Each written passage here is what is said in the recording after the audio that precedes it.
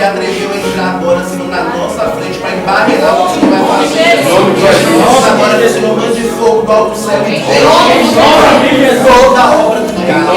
Deixa Espírito, e para isso o Senhor se manifestou para desfazer todas as coisas. E a partir de agora nós vamos adorar o Senhor.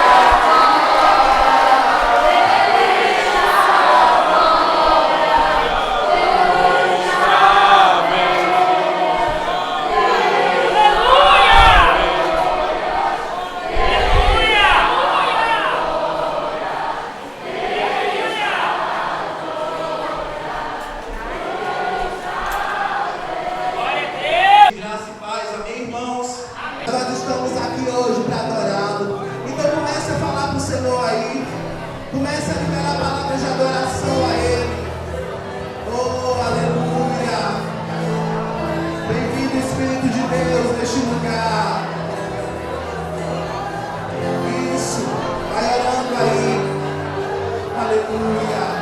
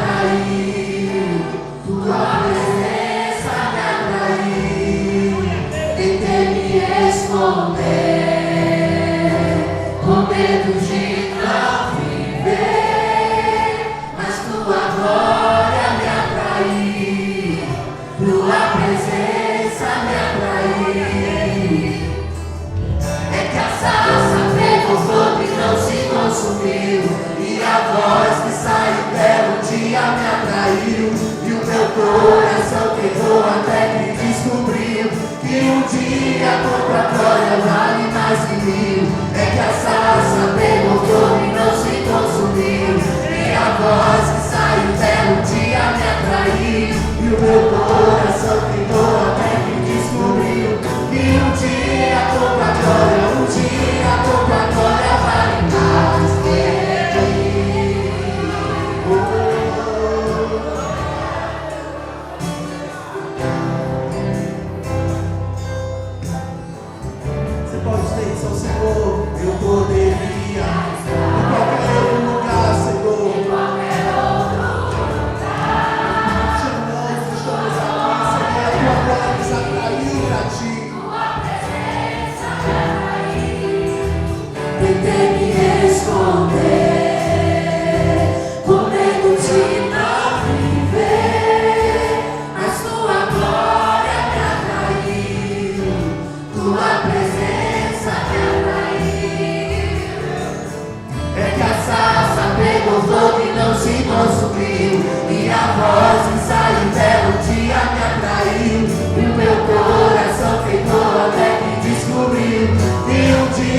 pouca glória vale mais que mil. É que a sarça pegou fogo e não se consumiu, e a voz que saiu dela um dia me atraiu, e o meu coração queimou. Ele descobriu que um dia sem a tua glória.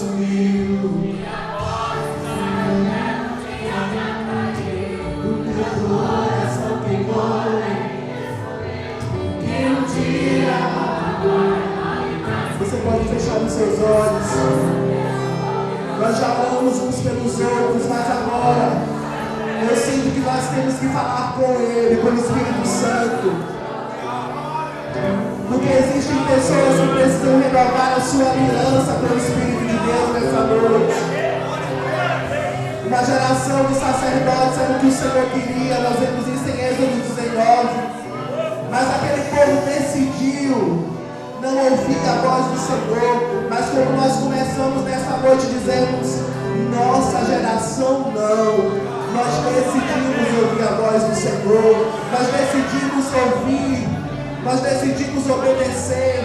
E eu quero te convidar nesse momento a que você agora comece a falar com o Espírito de Deus agora.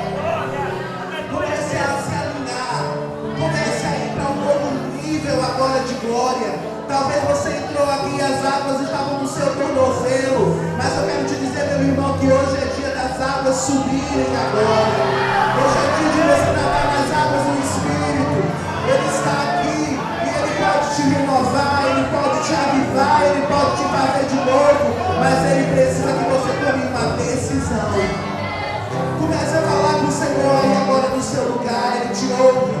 Ele não nos enxerga como uma multidão, mas Ele nos enxerga individualmente. Ele ouve o teu clamor. Comece a falar com Ele. Deixa Ele ouvir a tua voz.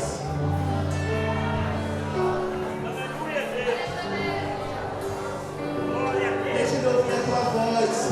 Que o nosso desejo, Espírito de Deus, seja querer sempre estar, Senhor, diante dos teus pés. Querer estar diante da tua glória, Senhor.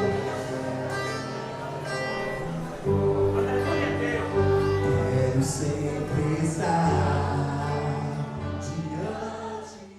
Livro de Êxodo, capítulo 19, versículo de número 20.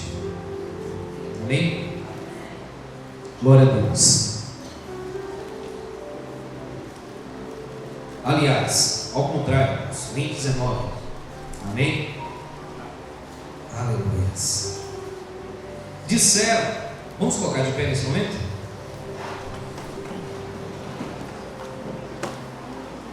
Disseram a Moisés: fale você e ouviremos. Agora, essa parte aqui é uma parte que nos traz, nós, depois do que a gente ouviu de apresentações nessa noite, depois do que a gente ouviu, do que foi cantado neste lugar, do que foi ministrado neste lugar, daquilo que nós tanto almejamos. Você já ficou chateado lendo a Bíblia? Você já ficou chateado lendo a Bíblia? Textos como esse nos traz uma certa indignação, né? Olha o que o povo vai dizer: fale você e ouviremos, porém não fale Deus conosco, para que não morramos. Pode aceitar. Queridos, falar sobre essas questões, decisões. Nossa vida ou nossas vidas são marcadas ou direcionadas pelas escolhas que nós fazemos. Diuturnamente nós estamos fazendo escolhas, decisões. Desde crianças, hoje nós estamos onde estamos, somos quem nós somos, por conta das escolhas ou decisões que nós vamos fazendo ao longo da vida. E o povo aqui, eles tomaram uma decisão de que eles preferiam ouvir a voz de Moisés à voz de Deus. E a gente fica pensando, e quando o pessoal estava aqui ministrando louvor, estava aqui adorando o Senhor, eu fiquei imaginando, imagine você que de repente você esteja com muita fome, você esteja, sabe, com muita fome, e de repente você vê alguém jogar comida fora, ou então você esteja morrendo de sede, você esteja ali com uma sede muito grande, e de repente você olha para uma pessoa e vê aquela pessoa simplesmente jogar o líquido precioso que é água fora, enquanto você está morrendo de sede.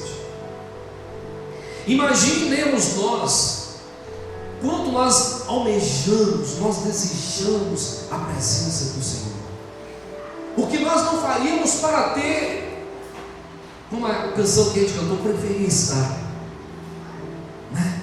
Um momento naquela presença, um momento diante daquela situação, de contemplar a glória do Deus Todo-Poderoso. E aquele povo teve essa oportunidade de experimentar essa Shekinah, mas eles decidiram por algo diferente. E eu queria nessa noite, hoje, amanhã, de manhã e à noite, nós vamos estar falando um pouquinho sobre essas questões. E fala para quem está do teu lado, fala assim: ó, não perca amanhã de manhã. nem amanhã à noite. Amém? A palavra vai ser progressiva, gradual. E nessa noite nós vamos procurar entender um pouquinho por que o povo toma essa atitude. Porque eles decidiram ouvir de forma indireta, ou eles decidiram terceirizar a relação com Deus, terceirizar a recepção daquilo que Deus tinha para a vida deles, nessa noite, em nome de Jesus. Esta foi uma péssima decisão essa fundamentada em um pensamento distorcido. Fala assim com quem está do seu lado. O povo tomou uma decisão equivocada com base em pensamento distorcido. Essa foi a motivação, a causa pela qual o povo toma essa decisão de preferir ouvir a voz de Moisés à voz de Deus. Inicialmente nós precisaríamos entender algumas coisas aqui. Inicialmente nós precisamos destacar aqui dois elementos.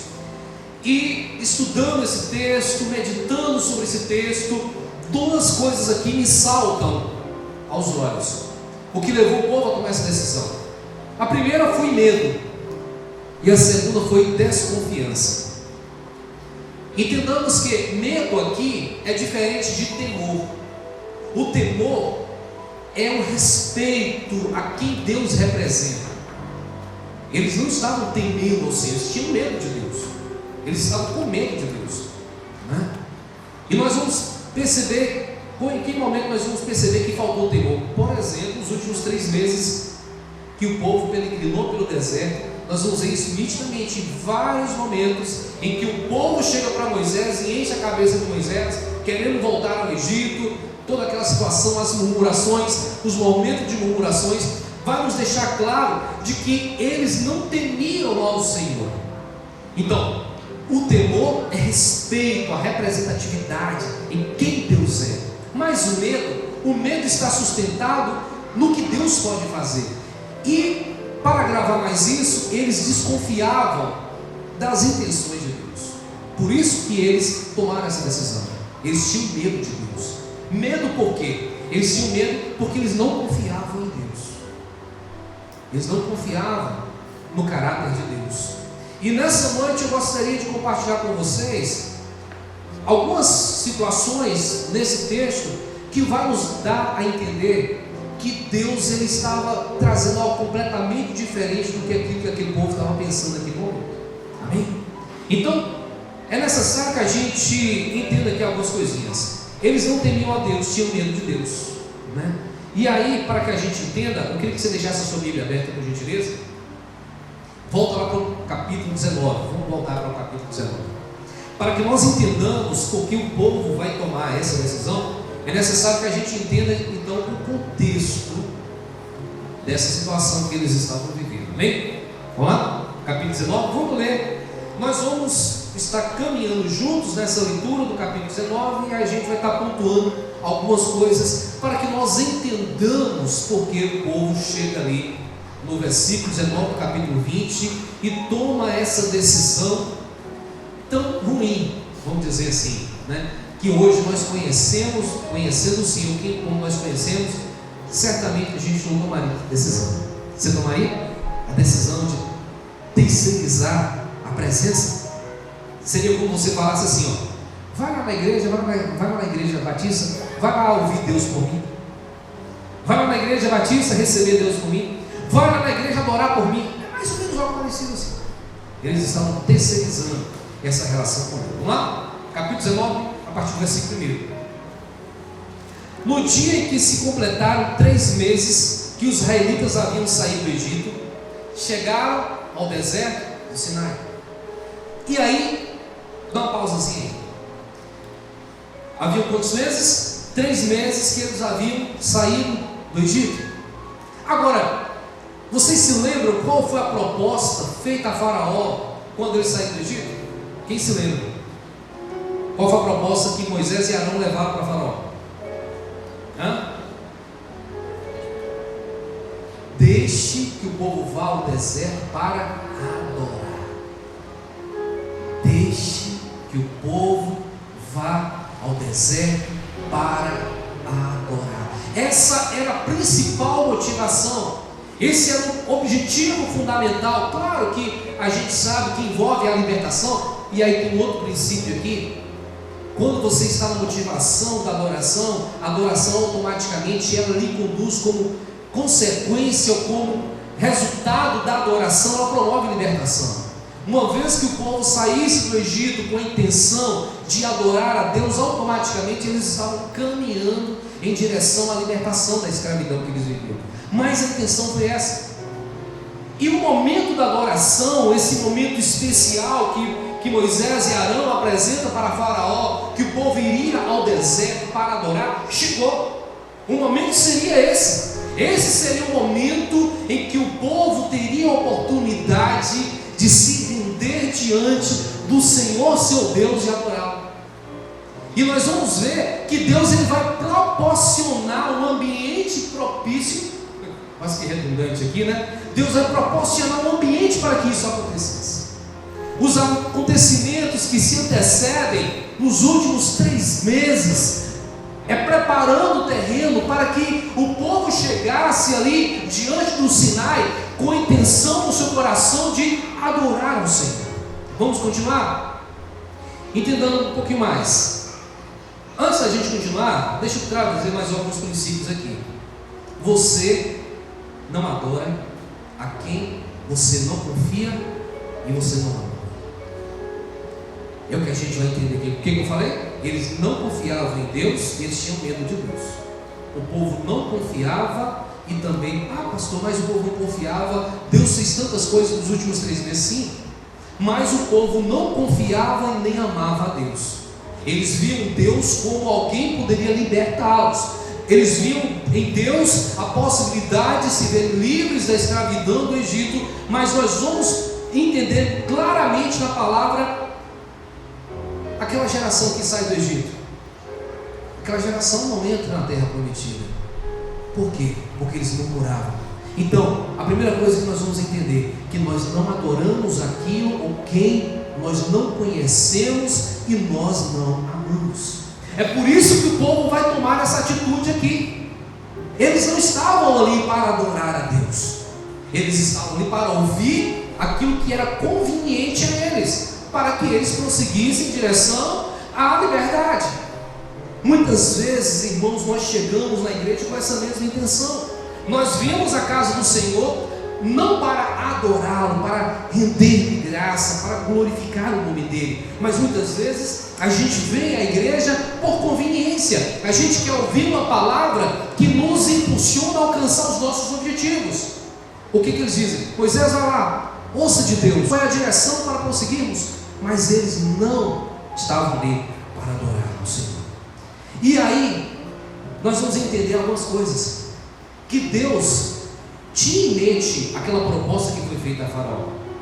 Deus ele vai tirar, irmãos, o povo do Egito de uma forma tremenda. E alguns acontecimentos a gente vai ver aqui. Por exemplo, no capítulo 5, até o capítulo 11, nós vamos ver Deus ferindo ali o Egito, Deus operando coisas extraordinárias, coisas tremendas no meio do Egito. No capítulo 13, nós vamos ver a saída poderosa do Egito, a travessia do Mar Vermelho. Entende? Deus ali, Deus ele estava proporcionando motivos para que o povo, quando chegasse diante do Sinai, o povo chegasse com o coração vibrante, com o coração, agradecido, para adorá-lo, para render-lhe glória. E a gente vai ver, por exemplo, no capítulo 15 ao 17, as provisões que o Senhor vai trazer. Quando o povo precisa, Deus prontamente faz a água brotar da rocha. A gente vai ver, por exemplo, no capítulo 17, a proteção contra os amalequitas. Ou seja, uma sucessão de situações Deus vai fazer na vida daquele povo. E esses 3 meses, irmãos, que antecedem a chegada ao pé do Sinai. Você que gosta de aventuras épicas, que gosta de assistir Jornada nas Estrelas, essas aventuras épicas que a gente assiste, a gente fica torcendo pela odisseia ali de determinado povo, nada se compara a esses 3 meses que o povo passou no deserto. O Deus poderoso, o o Deus Todo-Poderoso vai manifestar o seu poder, a sua glória de forma extraordinária. Foi uma jornada épica esses 3 meses. Mas quando ele chega diante do momento da adoração, o povo não vai adorar, né? Aqui estão eles, 3 meses depois da saída do Egito, 3 meses caminhando em direção àquilo que Deus tinha para a vida deles de forma extraordinária. Vamos continuar a leitura, versículo 2. Depois de sair de Refidim, entraram no deserto do Sinai. Israel acampou ali diante do monte. O Monte Sinai foi um ambiente, um lugar que Deus preparou. Quem já teve aqui no primeiro encontro, namorado, namorada?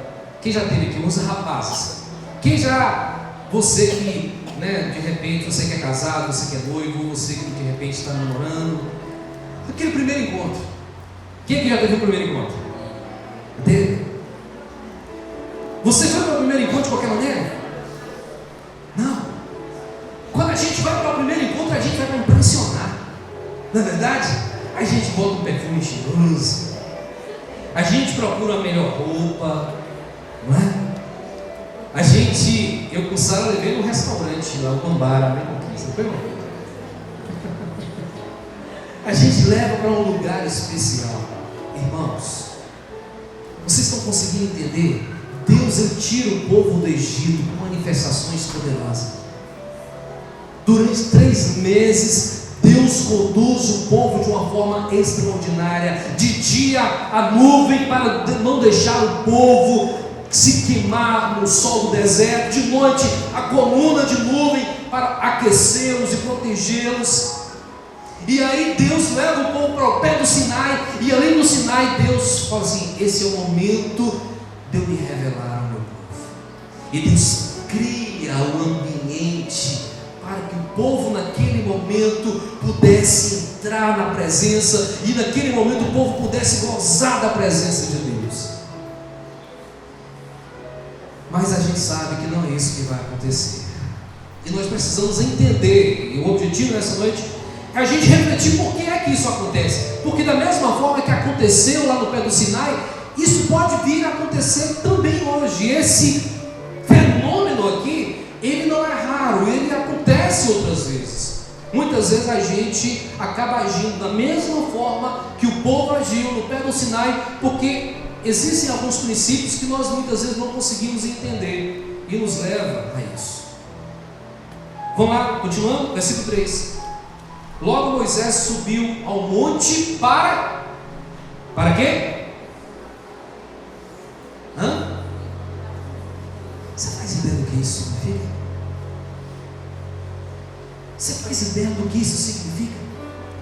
Deus, ele proporcionou uma atmosfera tão extraordinária que algo que para a gente é algo extraordinário era comum. Sabe como aquela coisa da intimidade que quando você tem intimidade com uma pessoa, você não tem muita cerimônia, porque há uma intimidade quando você chega na casa do seu pai, né? Ou na casa de alguém querido. Quando eu chego lá na casa dos pais de Isaac, meu amigão, não tem muita cerimônia não. Sento lá na mesa, abro a geladeira, porque há uma intimidade, são amigos, sabe?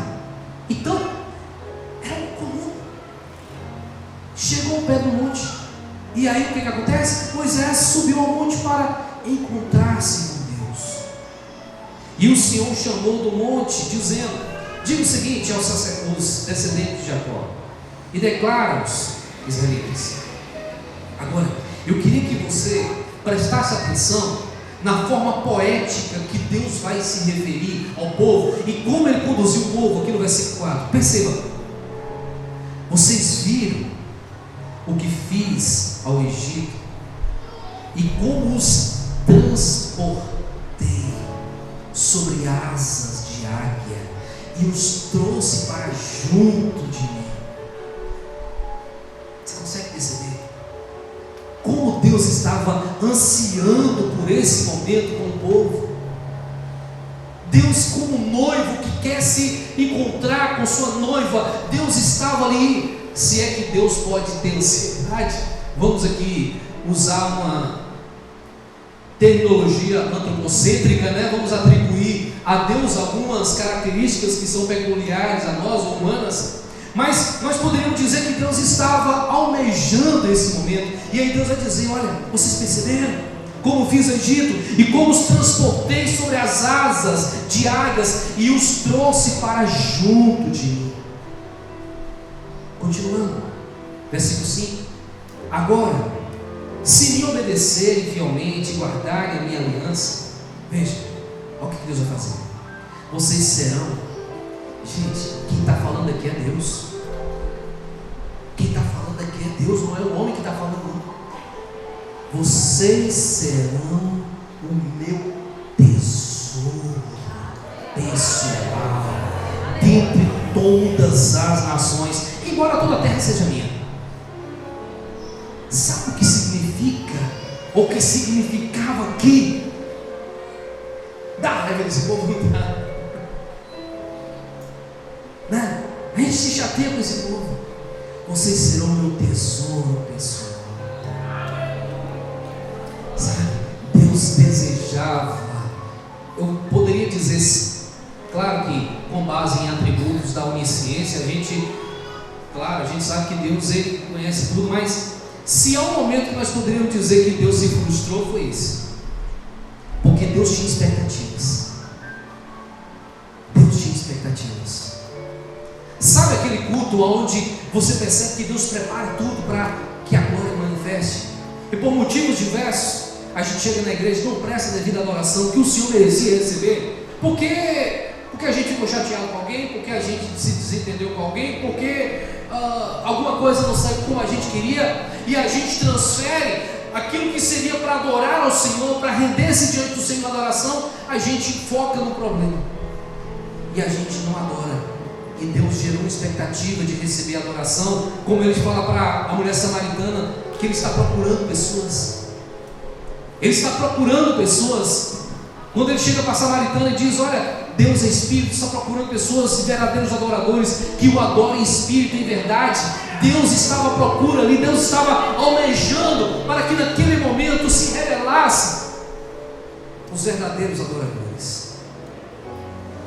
Mas a gente percebe que não é isso que vai acontecer. Versículo 6: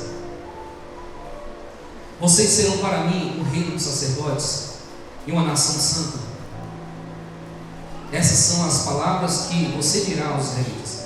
Perceba, é necessário que a gente entenda o que o texto está dizendo. O texto não está dizendo que vocês serão uma nação e haverão sacerdotes.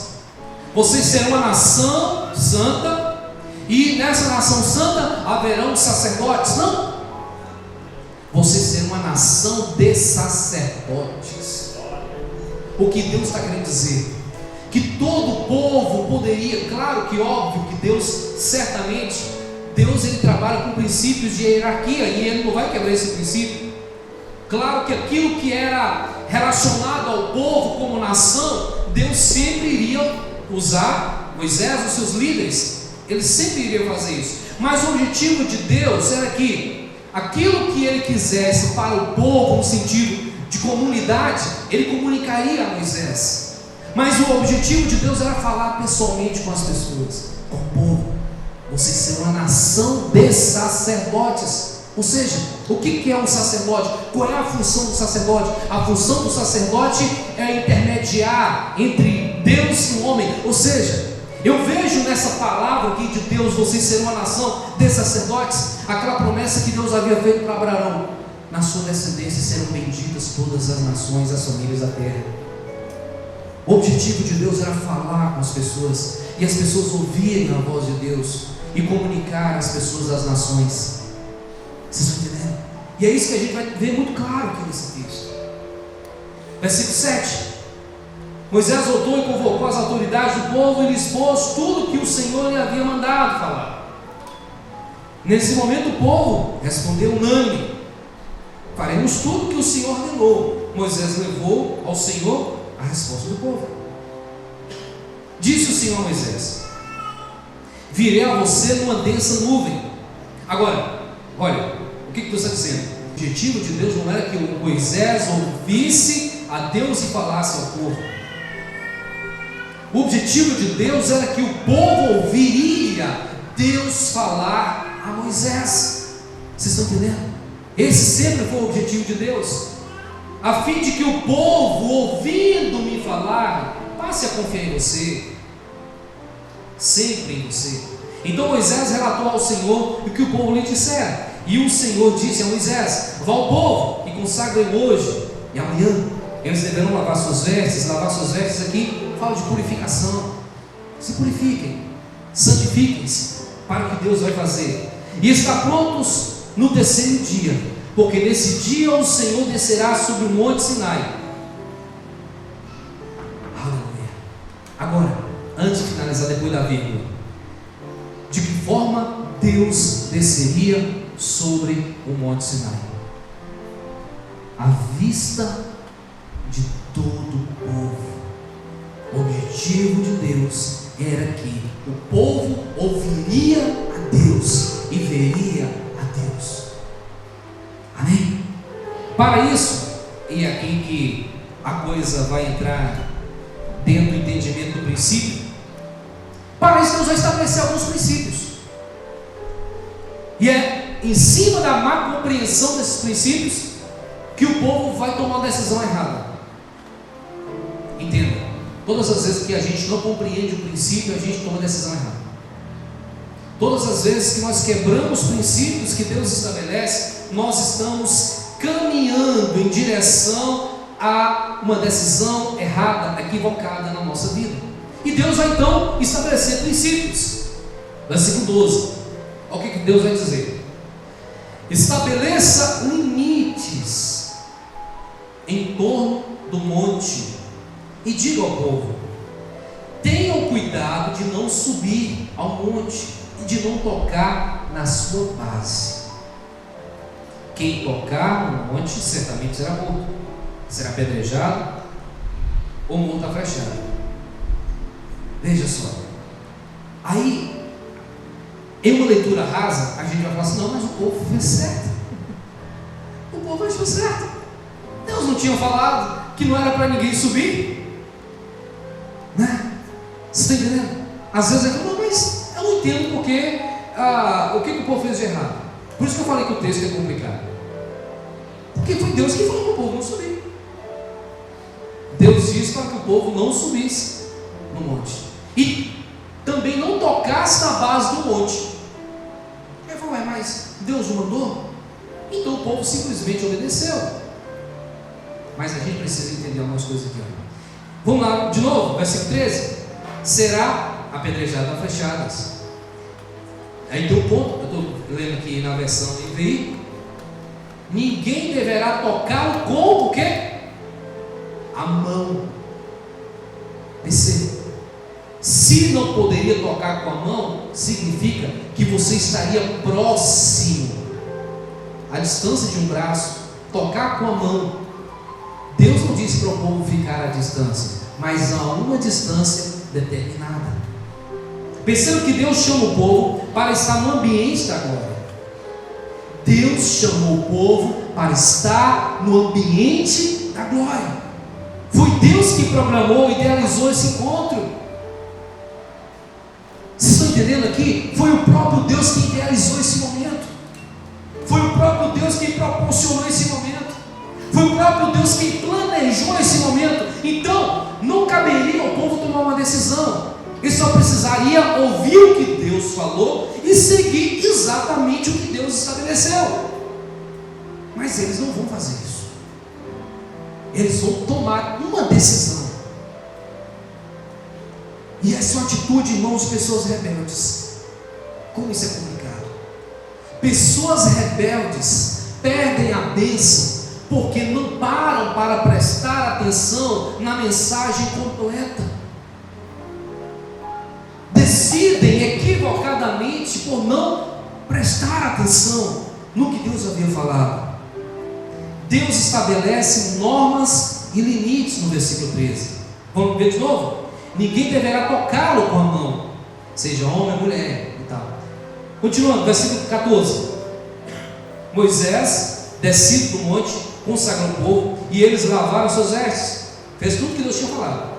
Disse ele então ao povo: prepare-se para o terceiro dia, e até lá não se achegue a mulher. E ao amanhecer o terceiro dia, Deus, ele cumpre o seu cronograma. Deus, ele cumpre o seu cronograma. Aquilo que ele estabeleceu com Moisés, ele vai cumprir. Ao amanhecer o terceiro dia, a Shekinah desce no acampamento. A glória de Deus enche o acampamento. A gente canta, né? Derrama a tua Shekinah sobre nós. Deus derramou a Shekinah naquele lugar. Deus, ele cumpriu aquilo que ele havia estabelecido. E aí vamos continuar, né? Ao amanhecer do terceiro dia, houve trovões e raios, uma densa nuvem cobriu o monte, e uma trombeta ressoou fortemente. Todos no acampamento temeram, ou tremeram de medo. Aí a pergunta é a seguinte: se foi Deus quem nos tirou do Egito, se foi o Senhor que nos conduziu pelo deserto, com grandes manifestações de poder, por que temer?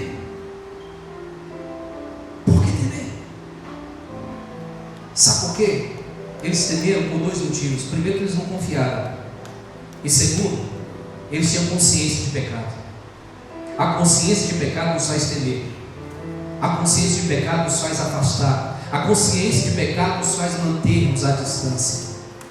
É isso que vai acontecer. Eles não temeram por conta dos trovões. Eles não temeram por conta do que Deus está fazendo. Eles tiveram medo porque eles sabiam quem eles eram.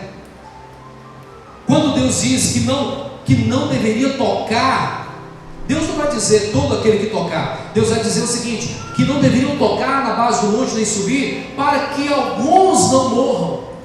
Deus não está dizendo lá no versículo 13, todos morreriam, alguns morreriam. Então Deus sabia, Deus estabelece esses princípios para quê? Porque Deus sabia que muitos ou alguns não iriam se consagrar, alguns não iriam se santificar, alguns não iriam cumprir exatamente o que Deus estabeleceu. Então, para que Deus preservasse essas pessoas, Deus diz: Moisés, diga ao povo que não subam e nem toquem na base do monte, para que alguns não morram, ou que alguns não pereçam. Então, quando eles têm medo, eles temem, é por conta da consciência de pecado que os acusaram. É por isso que eles vão passar a ter medo. E aí, vamos continuar. Moisés, versículo 17. Moisés levou o povo para fora do acampamento. Para quê? Para quê, gente? Encontrar-se com Deus. Esse sempre foi o objetivo de Deus. Quando Deus chega para Moisés e Arão e dá a ordem e dá a direção e os direciona para que eles vão até Faraó. Primeira coisa que nós precisamos entender aqui, gente: Deus mente? Deus mente? Deus não mente. Então Deus não estava mentindo quando Deus chega para Moisés e Arão e diz para... aquele tipo de coisa assim: fala que vai para tal lugar, mas para ir para outro.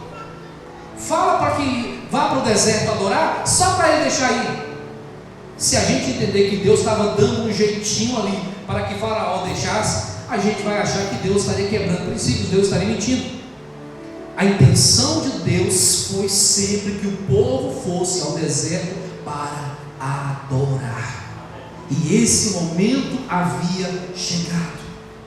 Então o que acontece? Moisés conduz o povo para fora do acampamento para encontrar-se com Deus. E eles ficaram ao pé do monte, no lugar que Deus estabeleceu que eles ficassem. O lugar que eles deveriam ficar seria exatamente ao pé do monte. E vamos continuar. O monte Sinai estava coberto da fumaça, pois o Senhor tinha descido sobre ele em chamas de fogo. Dele subia fumaça como que de uma fornalha. Todo o monte tremia violentamente. Eu estava pensando sobre isso. Sempre quando Deus ele se manifesta, até esse momento, Deus faz manifestações, ou Deus se manifesta teofanicamente. Como é que é isso? Deus, ele toma formas e se manifesta. Por exemplo, na sarça, ele toma a forma da sarça. Quando ele se revela a Abraão, toma a forma humana e se revela ali a Abraão. Quando se revela a Jacó, ele toma a forma humana.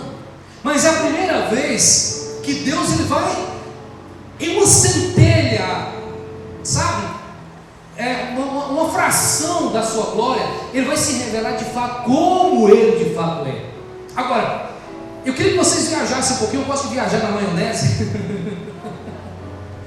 Eu gosto de viajar um pouquinho na maionese. Vocês fazem ideia do que significa o Criador de todo o universo ter que se esvaziar, ter que se limitar para caber dentro de uma situação momentânea? Vocês fazem ideia do que é isso? Quem já viu aqui sobre galáxias, estrelas, buraco negro, sabe? Poderes colossais. Tudo isso foi criado por quem? Por Deus. Então, Deus aqui é como se ele pegasse no oceano um conta-gotas e fosse lá no oceano e pegasse um conta-gotas no oceano, uma gota d'água, e pingasse. Deus estava pingando um pouquinho da sua glória, na forma dela natural, na forma real de quem Ele é. Mas essa pequena gota era o suficiente para provocar trovões, terremotos, sabe? Coisas extraordinárias acontecendo. Isso, irmãos, é o que a gente chama de Shekinah, a glória de Deus, a presença de Deus. Pode se apresentar, Ele estava se apresentando na sua forma real de quem Ele é. E aí a gente vai ver, versículo 19: e o som da trombeta era cada vez mais forte. Só uma observaçãozinha aqui. Todas as vezes que Deus, Ele tinha intenção, ou tem intenção de manifestar com algo poderoso, algo que vai mudar a vida das pessoas, a gente vai ver som de trombetas. Os sacerdotes, sempre antes de um evento importante, os sacerdotes tocam as trombetas. Só que aqui a gente vai perceber que não são os sacerdotes que estão trocando a trombeta. Aqui, que está tocando as trombetas são os coros celestiais, angelicais. E lá em Mateus 24, a gente ouve falar de um som de trombeta. Da mesma forma, um violento som de trombeta. Quando é? Quando Jesus vier em glória. Quando Jesus vier em glória. Mateus 24. Vale a pena a gente ver. Mateus 24, versículo 30 e 31. Olha o que diz: então surgirá no céu o sinal do Filho do Homem, e todos os povos da terra prantearão, e verão o Filho do Homem chegando nas nuvens do céu com poder e majestosa glória. E ele enviará os seus anjos com poderoso som de trombeta. Deus não viria à terra, Deus não se manifestaria ao seu povo sem que ele usasse esse protocolo celestial. Então o que o povo estava tremendo ali era um violento som de trombeta para anunciar que Deus estava vindo para fazer uma aliança com o seu povo. Mas o povo não entendeu nada disso. O povo não compreendeu nada disso. O povo não conseguiu entender a grandiosidade do momento que eles estavam vivendo naquele momento, e eles tomam aquela decisão terrível. Vamos voltar para o versículo 19, continuando. A gente vai para Mateus. Então Moisés falou, e a voz de Deus lhe respondeu: o Senhor desceu ao topo do monte Sinai. E só mais uma coisinha aqui que eu estava pensando. Sabe por que Deus desce ao topo do monte Sinai? Deus desce ao topo do monte Sinai. Isso aqui com um pensamento que eu estava viajando na maionese. A Bíblia diz que a terra sacudia, a terra tremia. Sabe o que eu entendo porque Deus escolhe o topo do monte Sinai? Porque se Deus manifestasse, ainda que de forma muito limitada, numa planície, poderia trazer sérios problemas tectônicos na terra. O topo do monte Sinai era o que a glória de Deus menos tocaria a terra e traria menos estrago para a estrutura da terra. Você está entendendo? Por isso que Deus escolhe ali, no topo do Monte Sinai. Ele não poderia revelar a sua glória numa planície. E continuando, versículo 20. E o Senhor desceu no topo do Monte Sinai e chamou Moisés para o alto do monte. E Moisés